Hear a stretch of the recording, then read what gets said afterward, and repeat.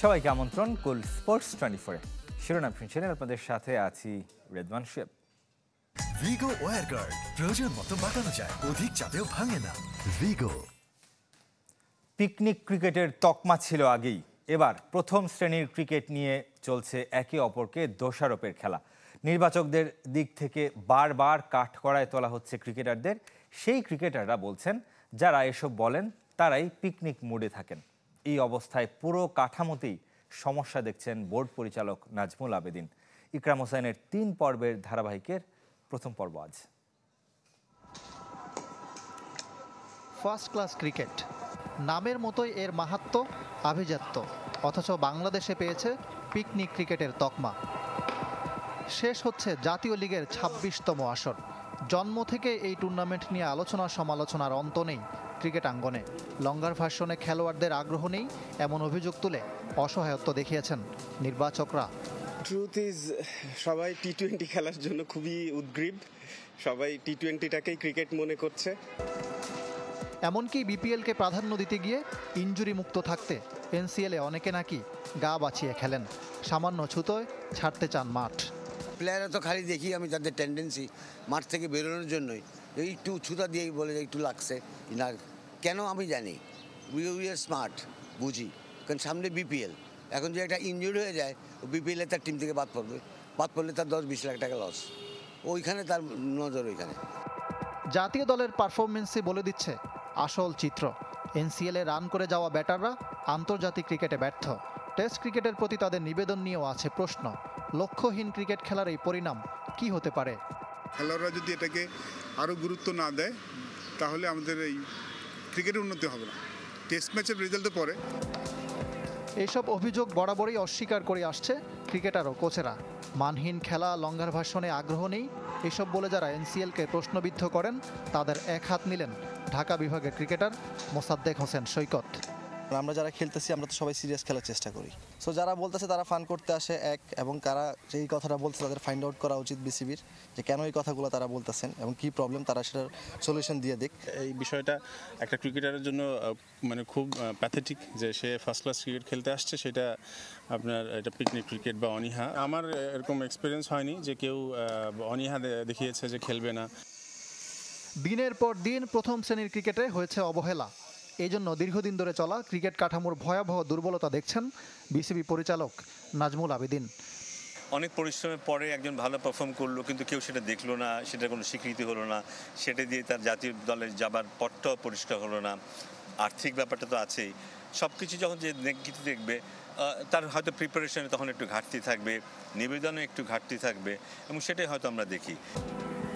Cricket কাঠামোর গলদ কিভাবে ভোগাচ্ছে বাংলাদেশকে? এবারের এনসিএলে রাজশাহী ও বরিশালের পারফরমেন্স চোখে আঙ্গুল দিয়ে দেখাচ্ছে, যা তুলে ধরার চেষ্টা থাকবে পরের পর্বে। ইকরাম হোসাইন, চ্যানেল 24, ঢাকা। এদিকে টেস্টের পর ক্যারিবীয়দের বিপক্ষে এবার ওয়ানডে সিরিজ থেকেও ছিটকে গেলেন অধিনায়ক নাজমুল হোসেন শান্ত। এই ফরম্যাটেও দলের নেতৃত্বে মেহেদী হাসান মিরাজ। 15 সদস্যের দলে বাকিরা অধিনায়ক সহ 7 ক্রিকেটার টেস্ট স্কোয়াডের। ইনজুরিতে বাদ পড়েছেন তাওহিদ হৃদয় এবং মুশফিকুর রহিম, আর ছুটিতে মোস্তাফিজুর রহমান। ততক্ষণে বিমানবন্দরের পথ ধরেছেন ক্রিকেটাররা। ঘণ্টা 3 বাকি দেশ ছাড়তে। ঠিক সে সময় ওয়ানডে দল ঘোষণা করল ক্রিকেট বোর্ড। এত অপেক্ষার মূলে ক্রিকেটার সংকট। ইনজুরিতে ওয়ানডে থেকেও ছিটকে গেছেন অধিনায়ক নাজমুল শান্ত। একই পরিণতি তাওহিদ হৃদয়, মুশফিকুর রহিমের। মোস্তাফিজ তো আগেই ছুটি নিয়েছেন। ঢাকা ছেড়ে গেলেন মাত্র 4 জন। মাহমুদুল্লাহ, তানজিদ হাসান তামিম ও নাসুম আহমেদের পুরনো অভিজ্ঞতা হলেও পারভেজ হোসেন ইমন অভিষেকের স্বপ্ন নিয়ে আটলান্টিক পাড়ি জমালেন। সে যাত্রায় দুশ্চিন্তা কম নয়। সামর্থ্যের ঘাটতি নেই, আছে প্রমাণের।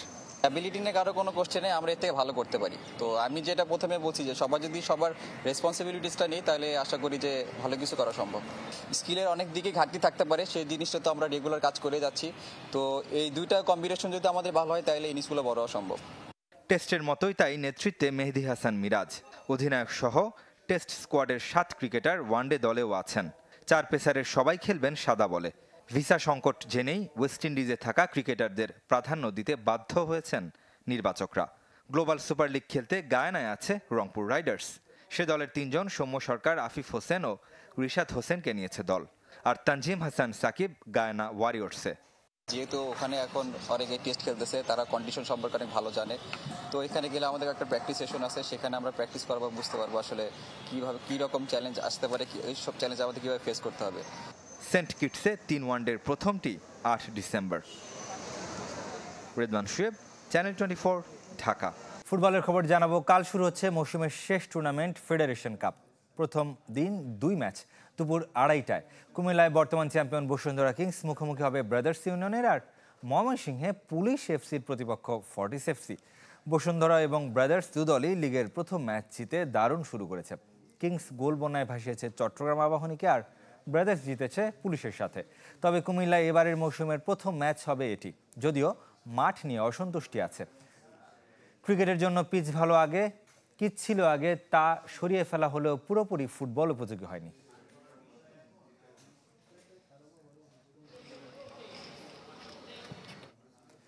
ফিফার অর্থায়নে কক্সবাজারে নির্মিত হচ্ছে বাফুফে টেকনিক্যাল সেন্টার। রামু উপজেলার রশিদনগর ইউনিয়নে মহাসড়ক লাগোয়া স্বপ্নতুরী বিনোদন কেন্দ্রের পাশের মাঠে নির্মিত হবে এই সেন্টারটি। প্রস্তাবিত টেকনিক্যাল ফুটবল সেন্টারটিতে থাকবে ছেলে এবং মেয়েদের জন্য আলাদা খেলার মাঠ, ডরমেটরি, জিমনেশিয়াম, সুইমিং পুল। দুপুরে বাফুফের সহ সভাপতি ওয়াহিদুদ্দিন চৌধুরী হ্যাপির নেতৃত্বে প্রতিনিধি দল প্রস্তাবিত মাঠ ঘুরে দেখে জানান, প্রশাসনিক জটিলতা কেটে গেলে দ্রুত কাজ শুরুর ব্যাপারে আশাবাদী কর্মকর্তারা। কোনো ফেডারেশনে অ্যাডহক কমিটি হয়েছে, কোনোটিতে আগের কমিটি আছে, তবে নিষ্ক্রিয়। মাঠের খেলায় ক্রিকেট, ফুটবল ছাড়া পুরো ক্রীড়াঙ্গনই কার্যত স্থবির। যে কটি ফেডারেশন কমিটি হয়েছে, চলছে আলোচনা সমালোচনা। এর মাঝে ক্রীড়াঙ্গনে গতি ফেরাতে অন্যান্য ফেডারেশনও কমিটি গঠনের দাবি সাবেক খেলোয়াড় সংগঠকদের। ক্রিকেট, ফুটবল বাদে দেশের ক্রীড়াঙ্গন কার্যত স্থবির। ফেডারেশনগুলোর কমিটি থেকেও নিষ্ক্রিয়। সম্প্রতি যে 9 ফেডারেশনে অ্যাডহক কমিটি হয়েছে, সেগুলো এখনও আলোচনা সমালোচনাতেই সীমাবদ্ধ। বেশি আলোচিত কাবাডি। ভিতর থেকেও একজন সাধারণ সম্পাদক নিচে যে আমাদের কাবাডির অঙ্গনে সে কোনো খেলোয়াড়ও না, কোনো সংগঠনও না, কোনো তার ক্লাবও নাই, এবং সে একজন এই ব্যবসা কাবাডি নিয়ে ব্যবসা করে।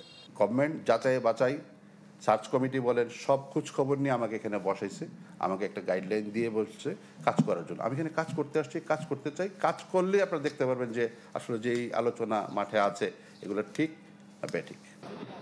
সমালোচনা নিয়ে উদ্বিগ্ন নয় ক্রীড়াঙ্গন সংস্কারে গঠিত সার্চ কমিটি, বরং নতুন কমিটিগুলোকে কাজের মাধ্যমে মূল্যায়ন করতে চান আহ্বায়ক। আমরা এবং মন্ত্রণালয়ের সমন্বয়ে কমিটিটা হয়েছে, তো আশা করি যে ইলেকশনে যদি সে যোগ্য না থাকে সে তো অবশ্যই আসবে না, যারা অন্য জেলুতে। সেই পর্যন্ত আমার মনে হয় কি সবাইকে একটু ধৈর্য ধরে যেতে হবে। পরিবর্তনের ধারায় 9 ফেডারেশনের কমিটি হলেও এখনও বাকি সিংহভাগ। ক্রীড়াঙ্গন সচল করতে বা এগুলোর নাম ঘোষণার দাবি সাবেক খেলোয়াড় সংগঠকদের। খেলোয়াড় হিসাবে, এক্স খেলোয়াড় হিসাবে কিংবা বর্তমান যারা খেলোয়াড় আছে তাদেরও একটা প্রশ্ন যে খেলাগুলি পরিচালনা হচ্ছে না কেন। যারা ভলিবল যোদ্ধা ছিল, ভলিবলকে মনে প্রাণে ধারণ করত, তাদেরকে স্থান করে দিলে, তাদেরকে যদি সুযোগ একবার দেওয়া হতো, আমার মনে হয় খুবই ভালো হতো। কমিটিটা দিলে কিন্তু ক্রীড়াঙ্গনটা আরও উজ্জীবিত হবে। আর ক্রীড়াঙ্গন উজ্জীবিত না হলে কিন্তু টোটাল খেলাধুলার জগৎটা মুখ থুবড়ে পড়বে। এ সপ্তাহেই দ্বিতীয় ধাপের ঘোষণা আসতে পারে জাতীয় ক্রীড়া পরিষদ থেকে। ফয়জুল ইসলাম, চ্যানেল 24, ঢাকা। এরই সাথে শেষ করব কুল স্পোর্টস 24। ধন্যবাদ সাথে থাকার জন্য।